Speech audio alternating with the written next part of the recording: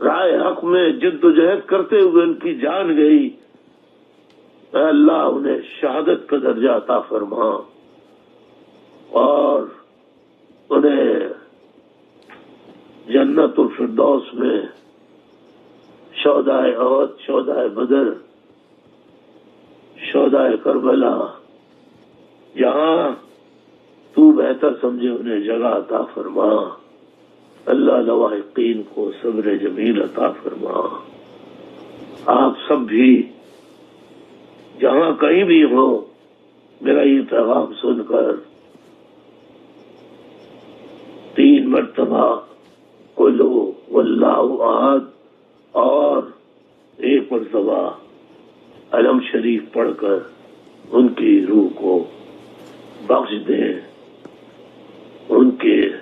ایصال ثواب کے لیے دعا کریں۔ اللہ کروٹ کروٹ انہیں جنت پہ جگہ عطا فرمائے، آمین ثم آمین۔ میں بھی چاہتا ہوں کہ جو بین لگائی ہوئی ہے اس افواہی پر وہ ہٹنی چاہیے۔ ایسے پاکستانی ان کا حق ہے کہ جو وہ کہہ رہے ہیں کہ الطاف بھائی نے مہاجر قومی موومنٹ سے متحدہ قومی موومنٹ بنا دیا، اس لیے کہ پاکستان ان کو عزیز تھا اور ہے اب بھی عزیز ہے، لیکن ایک طرف یہ ہو رہا ہے، دوسری طرف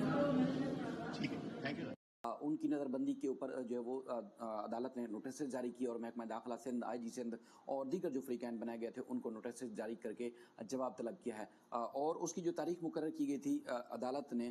وہ مقرر کی تھی جو ہے وہ 24 جولائی، تاکہ جو فریقین ہیں ان کی درخواستوں کے اوپر جواب آ جائے۔ اور اس کے بعد پھر نظر بندی کیوں کی گئی ہے، کن وجوہات کی بنیاد پر کی گئی ہے، چونکہ ابتدائی طور پر جو مقدمہ درج کیا گیا تھا اس مقدمے میں تو یہ کہا گیا تھا کہ انہوں نے ریلی نکالی بانی ایم کے الطاف حسین صاحب کے حق میں اور کار سرکار میں مداخلہ کیا، اسی کے ساتھ ساتھ ان کے جو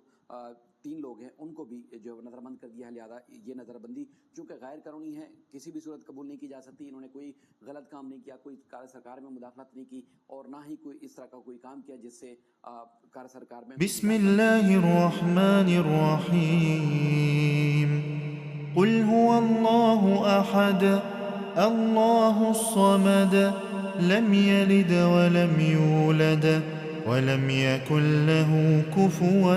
احد۔